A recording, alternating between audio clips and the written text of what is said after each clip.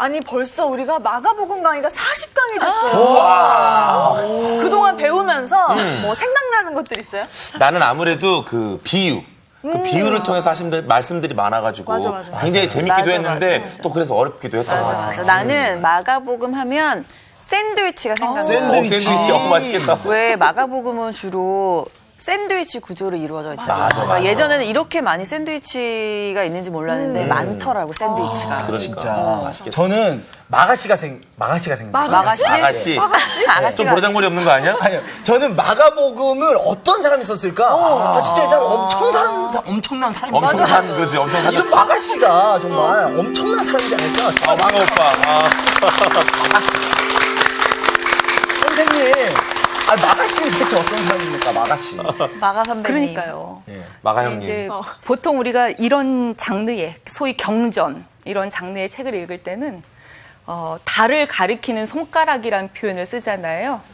그러니까 달이 드러나야지 손가락이 누구냐는 그렇게 중요하지 않다는 거예요. 근데 사실은 1세기 사람들의 정서는 저자 문제가 저작권하고 바로 연결되지 않잖아요. 네.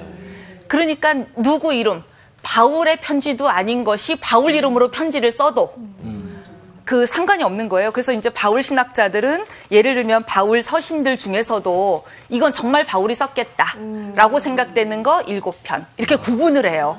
이거는 바울의 이름을 빌려서 존경하는 표시로 네. 그분이 보낸 것처럼 썼겠다. 근데 이게 21세기 정서에서는 도용하는 거다, 이름. 이러지만 그 시대에는 그런 개념이 없어요. 그냥 존경하는 누군가. 그러니까 이 마태, 마가, 누가, 요한 이 저자들도 딱 그 사람이다 라고 말하기가 애매한 부분들이 있어요. 예. 그래서 이제 마가 복음이다 그러면은 마가의 다락방 내어준 그 제자라고 생각하지만 그게 또 다는 아닌 것 같고 하여간 뭐 그냥 그래서 사실은 이 복음서를 돌려 읽은 공동체의 신학적 고민이 뭔가 사실은 이렇게 봐야지 안 그러면은 마태, 마가, 누가, 요한이 각각 예수님을 다른 모양으로 그리고 있거든요. 네. 그래서 이 공동체에 어떤 고민이 있었길래 이런 예수상을 제시했을까? 이렇게로 궁금해해야지 달리 궁금해하면 이거는 족보 이야기도 서로 틀리잖아. 그러면 성경은 거짓말이네. 그냥 이러고 넘어가게 된다는 거죠.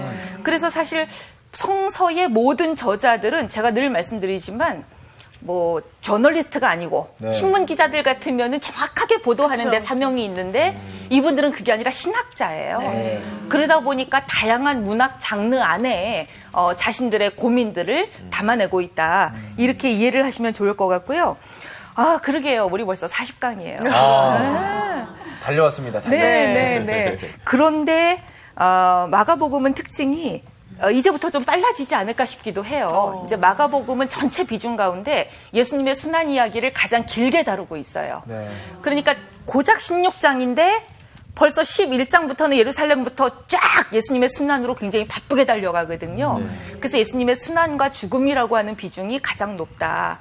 우리는 그중에 지금 예수님이 왜 도대체 돌아가셔야 했을까라고 하는 아주 중요한 그 고민에 처해 있다. 이런 생각으로 이제 오늘 공부를 좀 해보겠습니다. 오늘은 마가복음 12장이지요. 12장 1절부터 12절까지입니다. 오늘 수업 마가복음 40강 포도원의 악한 농부들. 마가복음 12장 1절부터 12절까지 우리 정주은 학생부터 읽겠습니다.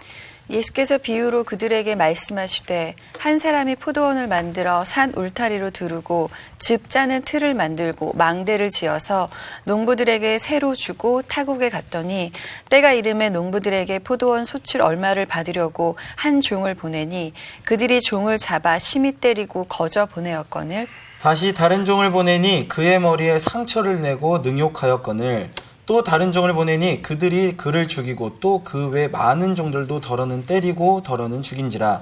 이제 한 사람이 남았으니 곧 그가 사랑하는 아들이라. 최후로 이를 보내며 이르되 내 아들은 존대하리라 하였더니 그 농부들이 서로 말하되 이는 상속자니 자 죽이자 그러면 그 유산이 우리 것이 되리라 하고 이에 잡아 죽여 포도원 밖에 내 던졌느니라. 포도원 주인이 어떻게 하겠느냐 와서 그 농부들을 진멸하고 포도원을 다른 사람들에게 주리라. 너희가 성경에 건축자들이 버린 돌이 모퉁이의 머릿돌이 되었나니 이것은 주로 말미암아 된 것이요 우리의 눈에 놀랍도다 함을 읽어보지도 못하였느냐 하시니라. 그들이 예수의 이 비유가 자기들을 가리켜 말씀하신 줄 알고 잡고자 하되 무리를 두려워하여 예수를 두고 가니라. 아멘. 본의 아니게 이렇게 딱딱 맞을 때는 너무 좋아요. 아주 고등 수학이 필요한 것도 아니고 12 나누기 4 하면 딱 떨어지면 너무 좋아요. 오늘 이야기가 펼쳐지는 장소는 어디인가요? 포도원. 포도원. 예루살렘. 따라가게 되네 이렇게. 비유로 말씀하시니까 비유 안의 장소는 포도원인데 한 사람이 포도원에 뭐 이렇게 하는데 예수님이 이 이야기를 하시는 장소. 성전. 예루살렘 성전. 네. 그래서 사실은 앞장하고 연결해서 네. 읽어야 하는 거고 앞장에서는 어떤 이야기가 있었냐면 너 도대체 무슨 권위로? 네. 그러니까 성전에서 예수님이 권위시는데 시비가 붙은 거죠. 누구가 나왔다? 대제사장들과 서기관들과 사내들인 장로들 이런 사람들이 나와서 너 도대체 무슨 권위로 이런 일을 하냐 이거죠. 네. 예를 들면 평신도가 예배 때 설교하고 있어요. 갑자기 목사가 딱 들어오더니 너 도대체 무슨 권위로? 이럴 거 아니에요. 학술 발표를 하는데 뭔가 내 입장하고 다른 견해를 발표해요. 그런데 내가 볼 때는 예를 들어서 나는 유럽의 이름만 대면 여기 나오는 예를 들면 이름만 대면 알만한 사람 제자다. 뭐 디트리 보네포라든가 뭐 불투만이라든가 이런 사람들 제자다. 그러면 왠지 내가 세계적인 학자라 제 학술 이론은 무슨 권위로 저렇게 다와 다른 의견을 얘기하나 우리 살다가 이런 경우 참 많아요. 무슨 권위로 네가 이렇게 하냐 이거죠. 사실은 이 권위에 대한 논쟁은 마가복음 전체를 휘감는 아주 중요한 주제예요. 다른 데서도 나와요. 그러니까 마가복음 1장만 와도 가버나움 회당에서 귀신 들린 자를 몰아냈어요. 그런데 여기서부터 벌써 샌드위치 구조가 펼쳐지는 거죠. 우리는 보통 귀신 축출했다 그러면 기적만 보는데 사실은 이 사람들은 뭐에 놀랐다? 새로운 가르침에. 예수님이 새로운 가르침을 하는 동시에 귀신이 물러가요. 그러니 회당 안에 둥지를 들고 있었던 그 귀신은 어떤 이름의 귀신일까요? 응? 새로운 가르침에 귀신이 물러갔다 그러면 어떤 이름의 귀신? 터줏대감? 네. 소위 전통이라는 이름의 귀신. 늘 들었던 말, 이것만이 진리라고 생각하는 귀신. 다시 말하면 인간 안에 둥지를 들고 있는 고정관념, 편견, 선입견 이런 것들도 다 귀신이에요. 근데 예수님이 새로운 가르침을 하자마자 물러가요. 다시 말하면 무엇이 진리라를 금방 알아듣는다는 거죠. 그래서 마가는 새로운 가르침을 들은 가버나움 회당 사람들은 권위 있는 놀라운 가르침이로다 라고 고백을 해요. 그래서 예수님의 새로운 가르침 자체에 권세가 있다는 걸 갈릴리 사람들은 인정했다 이거예요. 그런데 우리가 왜 6장쯤 이렇게 가면 예수님이 고향 내려가셨잖아요. 고향에서도 회당에 들어가셔서 가르치려고 하니까 이때는 사람들이 이 새로운 가르침에 어때요? 안 받아들이죠. 그리고 막 끌고 가서 돌로 쳐 죽이려고 그러고 예수님이 왜 이렇게 믿음 없지? 여기서는 하나도 기적을 일으킬 수 없더라 이래요. 고향 사람들은 이때 예수님의 말씀에 권위를 인정 안 하는 사람들의 심리 상태는 또 뭐예요? 어제 옆집 내 동생 친구인데 뭐 이런 거. 그렇죠. 너무 가까웠던 사이였어요. 너무 가까운. 집안 그러니까 사정 다 알아요. 뭐 광우 학생이 정교 학생 다 안다. 근데 어쩌다가 정교 학생이 굉장히 너무 멋있는 얘기를 했다. 웃기지 말마. 어디서 듣고 온 거야? 너 어디서 듣고 온 말이야? 맞아. 맞아요. 그러니까 우리가 너무 잘 알면 저 사람이 하는 어떤 말에 힘을 실어주기가 참 어려워요. 특히 가족 간에 좀. 가족 간에도 다 가족 간에 더 힘들어. 더해. 더 힘들어. 아, 갑자기 또 우리 어머니 생각. 맨날 전화해갖고는 밥은 먹고 다니냐. 그러니까 성서학당 강의 보시고 나서 네. 너 왜 자꾸 머리를 긁냐, 안 감냐. 아, 정말. 이제 이런 거 가족 간에는 좀 다른 메시지를 들어야지 뭘 행동 하나 뭐 이거 해서 되겠어요. 아니 그래서 이게 권위라고 하는 게. 예를 들면 이제 식객이라는 영화 보셨나 모르겠어요. 네. 허영만 선생님의 만화 가지고 영화한 건데 이렇게 김치 대결하고 막 이러잖아요. 네. 온갖 메뉴들이 펼쳐지는데 플롯은 간단해요. 하나는 뭐냐면 모두 다 이 사람이 이길 것이다 하는 사람이 있어요. 그건 누구예요? 주인공. 타이틀이 그럴싸한 사람. 이 사람은 일본 누구 수제자래, 뭐 미국 누구한테가 배워왔대. 이 사람은 인터내셔널 셰프 자격증이 몇 개고, 그래서 뭐 휴전에 적합하고 글로벌 세계에 적합하고 막 이래요. 근데 우리가 알거니와 주인공은 어떤 사람이다? 밑바닥에서 칼만 잘 다뤄요. 그리고 칼을 다루는데 뭐 소를 잡을 때도 막 그 소의 눈망울을 보면서 내가 소고기를 어떻게 이 자기가 다루는 식재료에 대한 무한한 존경과 이런 거 사랑과 애정과 이런 거 있잖아요. 왜? 그러니까 참 우리가 무엇이 권위 있느냐 했을 때 어떤 진리라고 하는 속성들은 늘 있는데 우리는 그것 말고 포장지에 너무 눈이 가서 진리가 확 뚫고 들어오는 걸 막는 경우들이 있어요. 그래서 그 이야기 끝에 예수님이 너무 답답해서 대답으로 이걸 주신 거예요. 12장을. 왜 이렇게 내 말이 안 먹힐까 하는 대답으로 12장을 주셨어요. 그러면 우리가 기대하기로 이 이야기는 좀 해피엔딩으로 끝났으면 좋겠다 하는 거죠. 앞부분에서는 대제사장, 서기관, 장로들이 예수님이 성전을 막 정화하고 이러니까 예수님은 하나님의 아들인데 네. 하나님의 아들이라 내 아버지의 집을 내가 관리하겠다는데 근데 저 사람들은 자꾸만 너 무슨 권위로 여기 와서 이거 해? 너 누구 문화에서 배웠어? 너 바리새 학교 어디 나왔어? 자꾸 이거 하고 있으니까 예수님이 답답해서 요 비유를 말씀하셨으면 요 비유는 심판의 맥락이에요. 그러면 요 비유를 잘 알아듣고서 요 이야기를 듣고 결국은 다 예수님을 믿게 되었다. 이러면 좋겠는데. 좋아요. 이러면 좋겠는데 그렇게 안 되기 때문에 십자가가 연결되는 거죠. 그래서 이제 요 이야기 하고 참 뒤에 나올 이야기들이 다 연결된다. 이런 생각을 좀 했으면 좋겠고 누가복음 잠깐 좀 넘어가 보시면 누가복음 13장에 누가복음 13장에 보시면 13장 10절부터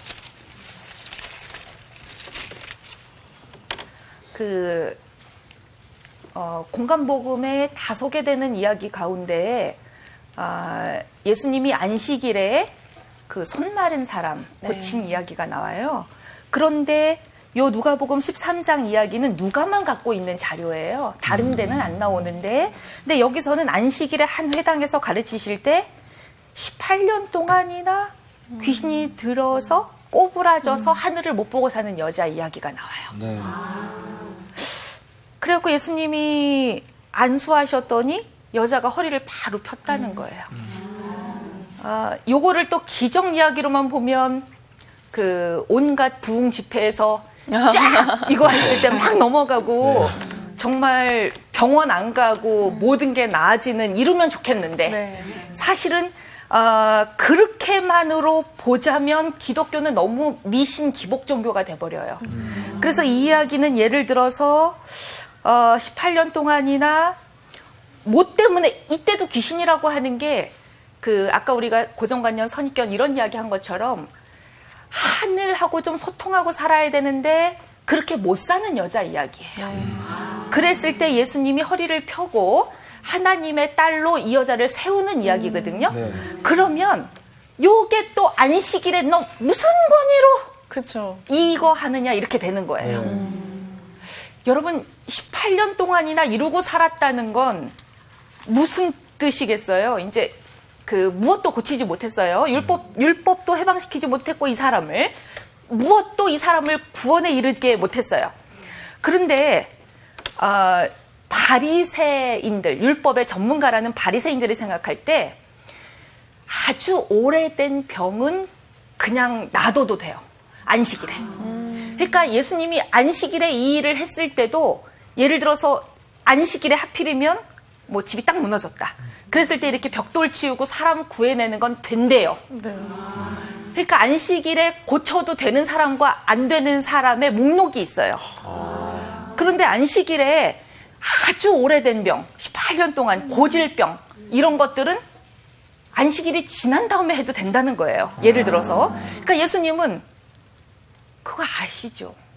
지금 예수님이 안식일 법을 몇 번 위반하세요? 예수님은 진짜 상습범이거든, 지금. 그러면 내가 이렇게 할수록 저들의 심기를 불편하게 하고 저들이 나를 더 죽음으로 몰 것이라는 계산이 분명히 있는데도 18년 동안이나 아팠던 사람, 해지면 안식일 끝나니까 유대인의 시간관념은 해질 무렵부터 다음 날이죠. 그러니까 조금 해가 넘어가면 보자 이러셔도 되는데 예수님 그렇게 안 하시거든요. 안식일에 그냥 회당에서 바로 고쳐주세요. 이것 보면서 저들이 부르르 떠는 이유는 그동안 토라, 모세오경, 율법을 해석하는 권세는 누구한테만 있다? 자기들한테만 있어요. 근데 예수님이 주도권을 자기가 딱 가져가는 거예요. 무슨 기준으로 너네가 그렇게 해석해? 나는 달리 해석할 거야. 새로운 가르침이죠, 이것도.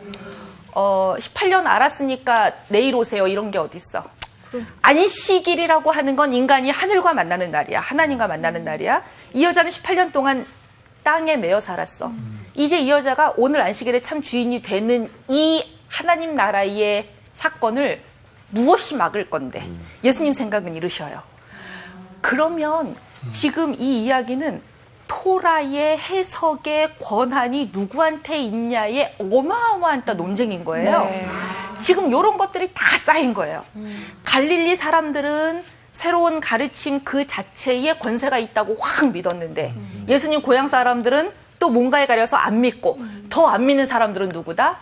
그동안 해석과 가르침과 모든 권위를 독점했던 종교 지도자들. 심지어 이 장소가 예루살렘 성전이에요. 근데 예수님이 환전상들 상 뒤집어 엎고 이제 노끈으로 채찍 만들어서 비둘기 뭐 이런 거 다 갈아엎으셨잖아요. 희생 제사 없이도 오직 믿음으로 하나님 만날 수 있대요. 이러면 당장 일자리가 떨려나는 건 누구예요? 희생 제사를 드려야 하는 대제사장.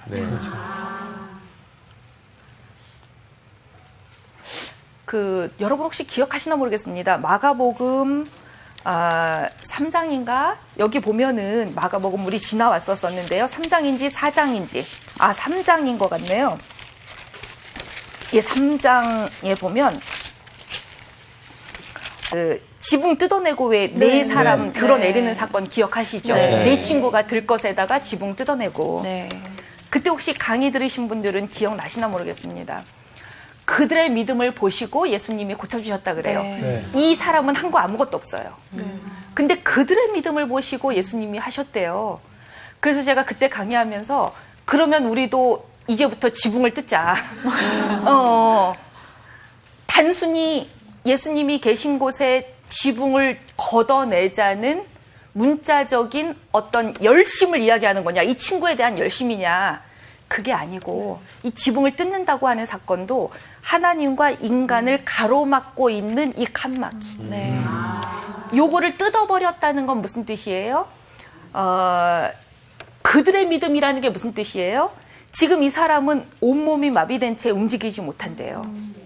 그래서 제가 그때 어떤 말씀을 드렸었냐면 우리도 왜 어떤 사람을 자유롭게 놔두지 않는 상황들이 있어요.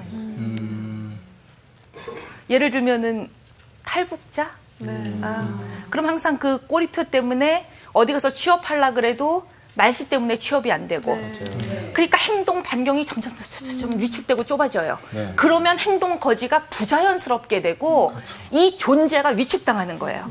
그러면 이 네 사람이 그를 데리고 갔다? 그러면 그들의 믿음은 뭐라는 거예요? 이 사람은 움직여 자유롭게 돌아다녀야 된다는 거예요. 무엇이 이 사람으로 하여금 우리와 같은 터에서 살 수 있는 권한을 박탈하냐는 거죠. 근데 우리가 신앙생활하면서 이런 오류를 많이 범한다고. 저 사람은 죄인이다. 죄인이면 지옥 간다. 뭐 누구는 죄인이다 앞에다가 괄호 안에다 많이 넣을 수 있죠. 뭐 동성애자는 죄인이다, 자살자는 죄인이다. 우리 수많은 꼬리표를 달고 살아요. 그런데 그 소리를 듣는 사람들은 다 행동이 위축된다고요. 하나님을 자유롭게 찬양하기도 어렵다고요. 뭐 이혼한 사람, 뭐 가정 해체된 사람, 부모가 멀쩡하지 않은 사람, 애 못 낳는 사람, 모든 사람들이 다 이런 꼬리표를 달고 살아요. 근데 예수님이 하신 말씀은 뭐냐? 치유가 쉬워. 내가 너한테 더 이상 죄인이란 말 안 할게. 이게 쉬워. 이러신 거예요. 어느 게 쉬워요? 말 안 하는 게. 둘 다 어려워요. 둘 다 어려운데 죄인이란 말을 안 하는 순간 이 사람이 동시다발적으로 치유되는 거예요. 그래서 이 지붕을 뜯어냈다는 건 이 그들의 믿음이라는 건 이 사람들은 어떻게 된 눈이 하나님의 눈으로 이 사람을 보니까 너희들은 하나님의 고유한 형상이다. 나도 너희들한테 죄인이라고 부르지 않는다. 그들의 믿음을 보고 이 사람이 회복돼요. 그러니까 이게 이제 권세 논쟁이라고 하는 게 하나님과 사람 사이에 딱 지붕을 치고 내가 죄를 사해주는 권세를 독점하고 있다. 이런 사람들은 예수님이 사사건건 우리가 해야 되는 잡을, 이 일을 예수님이 뺏어가는 거죠. 그래서 나온 게 바로 이제 오늘 본문이에요. 오늘 본문이에요. 네. 권세 논쟁의 답으로 이렇게 예수가 누구기에 회당에서 이런 짓을 하느냐 이런 사람들한테 예수님이 비유로 내가 이런 사람이야 하는 거 가르쳐 주시고요. 근데 내가 이런 사람이야가 뭐죠? 여러분 쫙 읽으셨으니까 비유에서 내가 어떤 사람이다? 6절에 나오죠. 그 포도원 주인이 사랑하는 아들이다 아들. 이거죠. 네. 예수님이 자기를 드러내셨어요. 그랬더니 어떻게 하더래요? 7절에 죽여. 포도원 농부들이 그 사람이 포도원 상속자니까 죽이자 그랬어요. 네. 그러니까 예수님은 어떻게 된 게 당신의 권세의 원천이 무엇인지를 딱 드러내시면 예수님의 운명은 어떻게 된다? 죽음이다. 이 이야기는 누구 들으라고 하는 비유예요? 누구 들으라는? 바리새인들. 예, 이 시대의 종교 지도자들. 그래서 뭐 대제사장, 뭐 바리새 서기관, 뭐 장로 이런 소위 각계각층의 종교 지도자들의 들으라고 하는 소리예요. 그래서 이 이야기 들으면 우리 시대의 교회에서 종교 지도자라고 하는 분들이 참 겸허하고 근신하는 마음으로 이 이야기를 읽어야 되겠다. 이런 생각을 참 많이 하게 돼요. 자, 이 비유에서 보시면 아주 뭐 심플하기는 하죠. 어려울 것도 없어요. 이 비유의 특징은 어려울 게 없어요. 다른 때는 비유가 살짝 어려우면 예수님이 집에 들어가서 제자들한테 씨 뿌리는 사람 비유에서 가시떨기란 이런 뜻이야.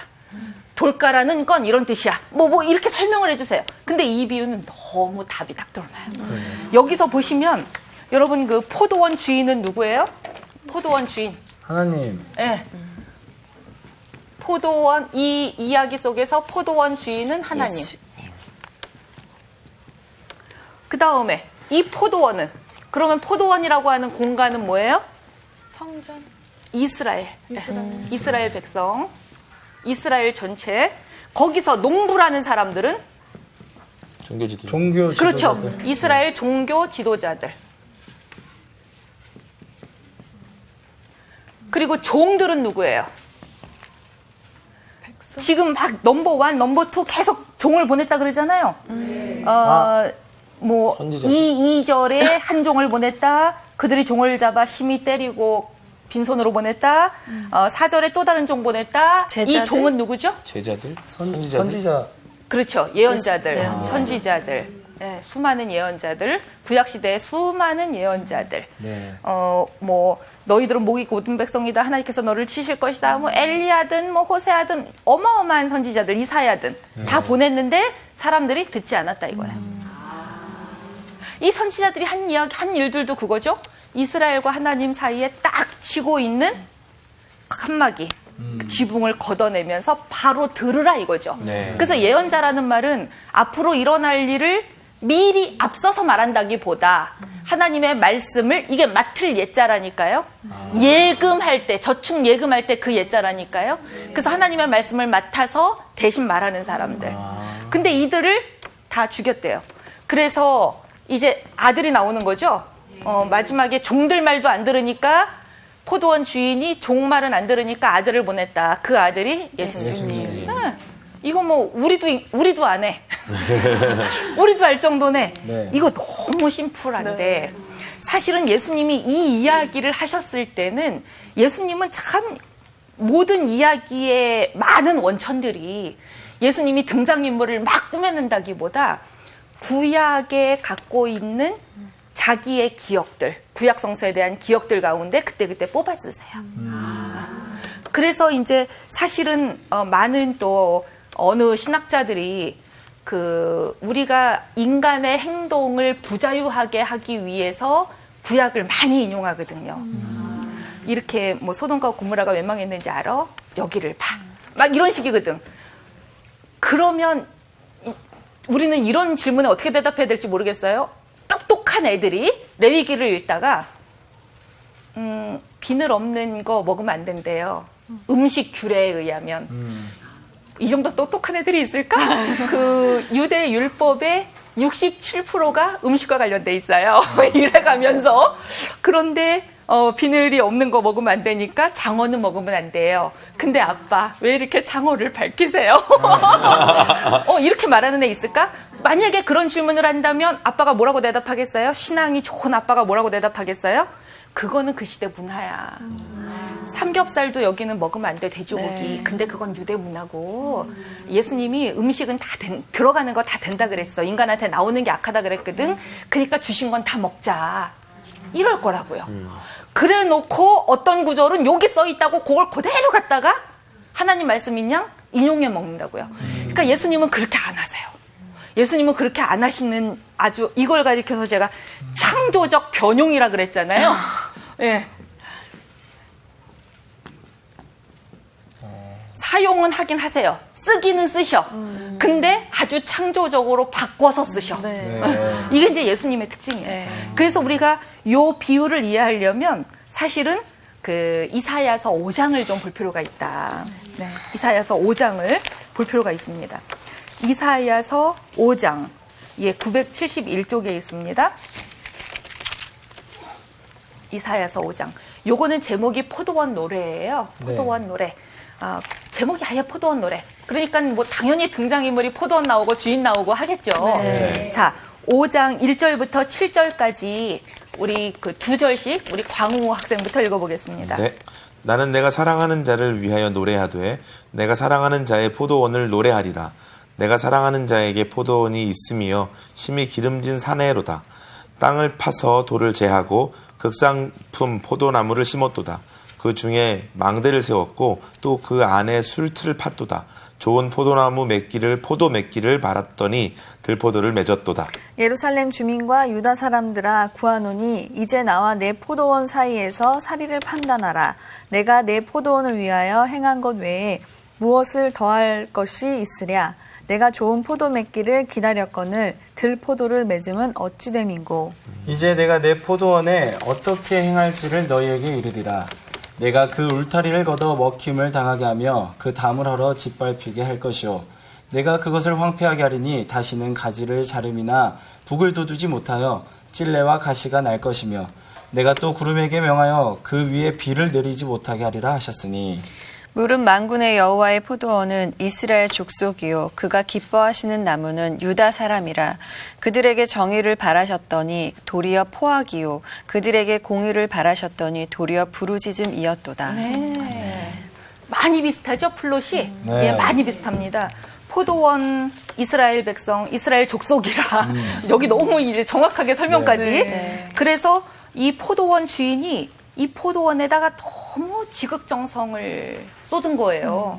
망대까지만 세우고 누가 와서 이렇게 하지 않도록 지키고 그러면서 좋은 품종 좋은 포도를 맺기를 바랬는데 맺힌 건 뭐다? 들포도. 들포도, 야생포도, 못 먹을 포도. 그래서 어떻게 했다고요? 그래서 어떻게 해요? 그러니까 이때 좋은 포도를 바랬다는 건 뭐라는 뜻이에요? 하나님께서 이스라엘 백성한테 바란 것은 정의였다. 네. 그런데 너희들은 도리어 이웃들에 대해서 포항만 일삼는다. 예를 들면은 뭐 우리 잘 아는 사건들, 뭐 아합 왕 시대에 있었던 아합 왕이 자기 왕궁에서 가까운 곳에 너무 근사한 포도원이 있어요. 나 저거 내 걸로 할래. 내 거 해가지고 채소밭으로 할래. 그래서 그 사람이 나봇이었죠. 네. 나봇한테 가서 얘기하잖아요. 너 다른 데로 이주해. 그거 내가 할래. 아니면 돈으로 줄까? 이래요. 저 같으면 달라 그러죠. 국가가 이렇게 강제로 뺏어가는 것도 이제 여기가 국유지가 될 테니까 할 때는 시세보다 싸게 쳐서 뺏어가기도 할 텐데 그래도 아하방이 다른 데로 이주해서 더 좋은 포도원을 주든지 돈으로 많이 쳐주겠다. 그랬으면 저 같으면 오냐 이럴 것 같은데 나봇은 하나님이 금하신다. 우리 사이에는 땅을 팔고 살면 안 된다. 왜냐하면 모세가 땅을 분배할 때 이 민족에게 자유민이라는 증거로 줬기 때문에 내가 아무리 왕이라 그래도 내 포도원 하나 갖고 가면 앞으로 귀족과 왕족들이 계속해서 힘없는 사람들의 그 땅을 착취할 거다. 그래갖고 나봇이 안 줬더니 청부살인을 한 거잖아요. 네. 근데 정말 그 이후에 이사야 요 때만 해도 사람들이 너무 조그만 빚에 자기 땅을 잃고 빈민으로 그냥 막 처지는 사람들이 많은 거예요. 지금 우리 시대로 따지면 뭐 80대 20사회에 20만 정규직이고 80은 비정규직이다. 그게 바로 소수의 부가 다수가 누릴 수 있는 자기 몫의 어떤 먹거리, 생계 이런 것들을 다 장악하고 있는 상황. 네. 사실은 이사야나 수많은 예언자들이 지적했던 게 그런 상황들이거든요. 하나님께서 바란 건 정의였는데 공의였는데 근데 너희들 사이에서 이렇게 가난하게 빈민으로 전락한 사람들의 부르짖음만 하늘을 뚫는다. 그러니 내가 어떻게 해? 울타리를 걷어서 먹힘을 당하게 하겠다. 들짐승들은. 이렇게 굉장히 강력한 심판의 메시지였어요. 예수님은 이 이야기에다가 하나를 더 집어넣은 거죠. 이 이야기 사이에서는 포도원 주인, 포도원, 그리고 그 사이에 어떤 사랑의 노래 이런 것만 나와요. 근데 예수님은 각종 종교 지도자들, 예언자들. 그래서 예언자들마저도 배반한 목이 곧은 고집센 이스라엘 사람들도 비판하면서 그럼에도 불구하고 아들까지 보내신 하나님의 사랑. 그런데 그 아들마저 너희들은 버릴 거라는 그런 얘기까지 예수님이 여기다가 집어넣으신 거죠. 그래서 이 이야기는, 이 비유의 이야기는 비극이죠. 네. 농부들이 서로 말하되 농부들은 또 심지어 예수님은 이것까지 아시는 거예요. 종교 지도자라는 사람들이 예수님이 지금 뭐 때문에 이렇게 하고 저가 아무리 봐도 사람들이 다 메시아 막 호산나 막 이렇게 하고 그러니까 그거를 인정할래니 우리의 권위를 내려놔야 되고 그거를 인정 안 할래니 죽여버려야 되는데 이들의 선택은 뭐라는 거예요? 자기들이 지금 누리고 있는 권력. 이거를 포기하기가 어려우니까. 만약에 예수님이 메시아라는 걸 인정하면 어떻게 돼요? 정말 이제 예루살렘 성전에서 희생제사 그만 드리고 예수님이 하는 것처럼 오직 믿음으로 사람들이 의롭게 되는 가능성을 다 열어주고 이렇게 가야 돼요. 만인이 구원받고. 근데 예루살렘 성전이라고 하는 것이 열방 다른 민족과 이스라엘 사람들을 구분짓는 상징이에요. 그러니까 이방인들은 예루살렘 성전 안에 들어가서 예배도 못 드리잖아요.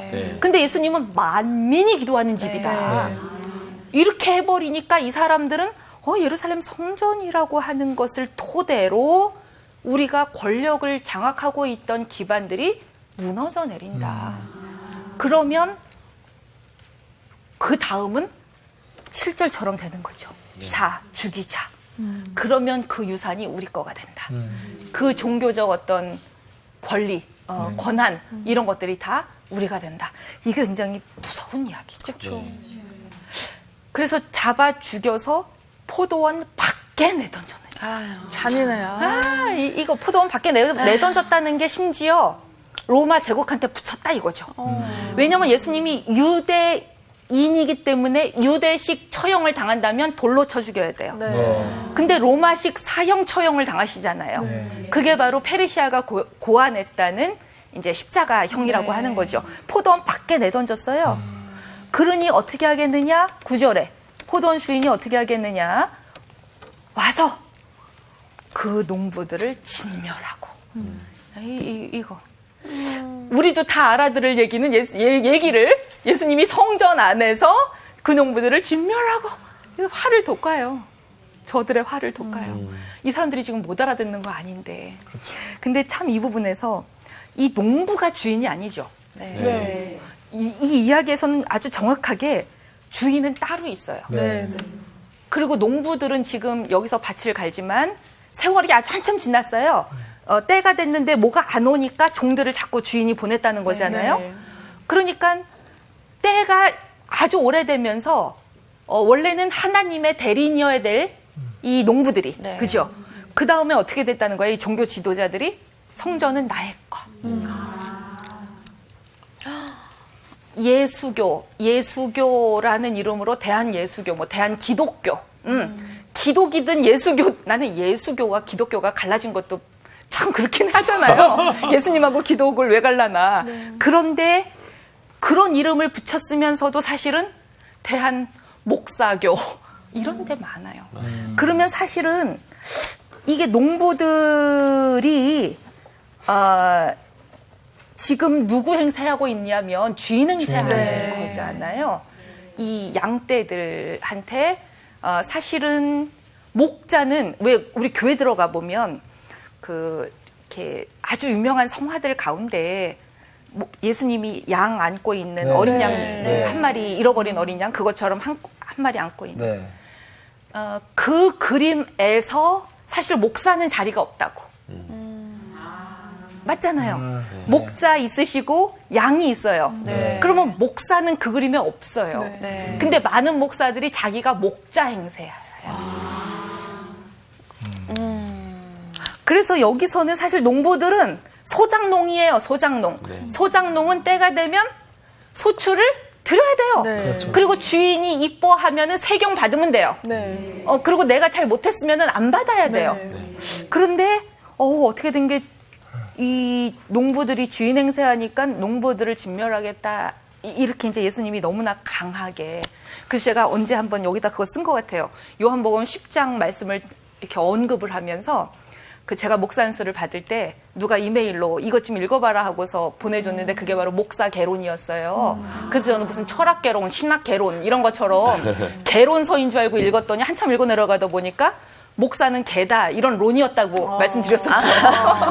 그러니까 목자하고 양 사이에서 양을 이리가 뺏어가지 못하도록 양치기를 하는 그렇게로 그 글이 저한테 보내준 글이 그래서 너희들은 목자를 무서워해야 된다. 양한테 붙으면 안 되고 그러니까 목자가 내 양 잘 지켰네 머리 쓰다듬어주면 목자 옆에서 잘 수 있는 거고 그렇지 않으면 밤새 슬피 울며 목자 문을 두드리면서 용서해 주세요 하는 거고 이제 이런 마음으로 섬겨라 이런 목사 개론을 저한테 보내줬다고 말씀을 한 적이 있었었는데 그 마음을 잃어버리면 자꾸만 이놈의 설교권 축도권 막 성도들이 또 막 이렇게 해주고 그리고 성직자 이게 이제 사실은 개신교는 성직자 개념 없어요. 그거 안 하자고 개혁한 게 개신교예요. 중세에는 성직자가 있어요.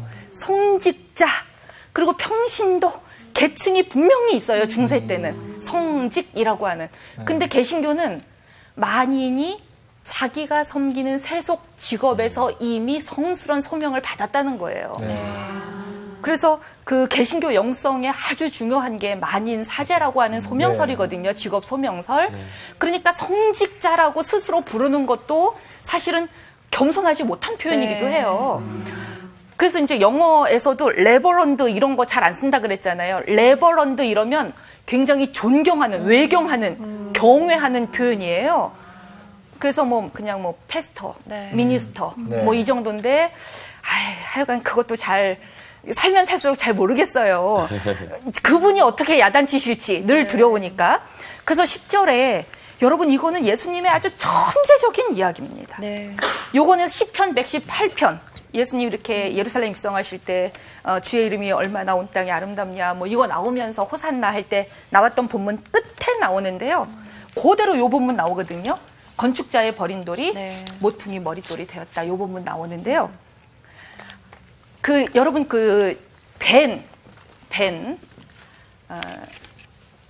유대 말로 이게 아들이란 뜻이에요.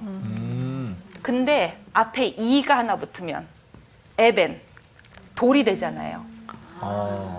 그래서 에벤 에셀 하면은 뭐죠? 에제르 도왔다. 도움의 돌 에벤 에셀 여기까지 나를 도우셨다. 돌로 이렇게 표시해 놓는. 그러니까 이자 하나 붙여가지고 예수님이 이거 천재적인 문학. 아들 이야기에서 갑자기 돌 이야기로 넘어가는 거예요. 건축자의 버린 에벤이 버린 돌이 여태까지 벤 이야기 하시다가 에벤 이야기를 하시면서 버린 돌이 건축자가 여기선 누구들이에요? 성전을 지킨다는 사람들. 성전이라는 것은 이래야 된다고 디자인하는 사람들. 율법을 가지고 죄인 의인 가르는 디자인하는 사람들. 이 사람들은 예수님을 이렇게 포도원 밖으로 버렸어요. 근데 그거를 하나님이 어떻게 하셨어요? 다시 주워다가 가장 중요한 코너스톤 머릿돌로 삼았다. 이거거든요. 그래서 오늘 이야기는 비극이라고 하는 아주 쓸쓸한 해피엔딩을 기대하나 비극이라고 하는 걸 머릿속에 넣으면서 어느덧 시간이 돼서 우리 찬양 하나 부르면서 자연스럽게 마치겠습니다.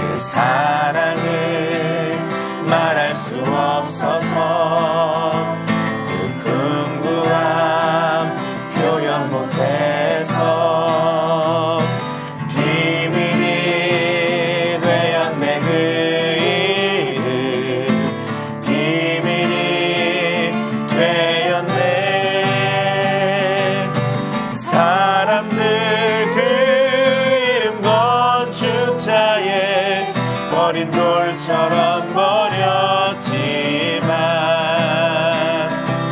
내 마음에 새겨진 이름은 아름다운 보석 내게 있는 귀한 비밀이라 내 마음에 숨겨진 기쁨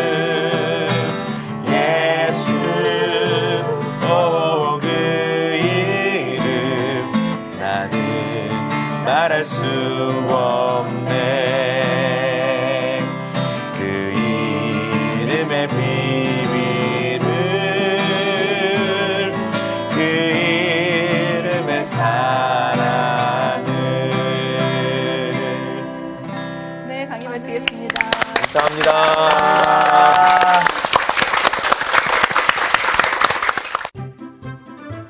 이번 주 퀴즈입니다. 남자와 여자에 대하여 바울이 고린도 교회에게 한 말로 남자에게는 부끄러움이 되나 여자에게는 영광이 되는 것은 무엇인가요? 1번 긴 머리, 2번 따은 머리, 3번 벗은 머리. 정답을 아시는 분은 CBS 성서학당 홈페이지에 정답을 올려주시거나 우편으로 보내주시면 됩니다. 보내실 곳은 서울특별시 양천구 목동 서로 159의 1번지 CBS 성서학당 담당자 앞입니다. 연락처를 꼭 남겨주세요.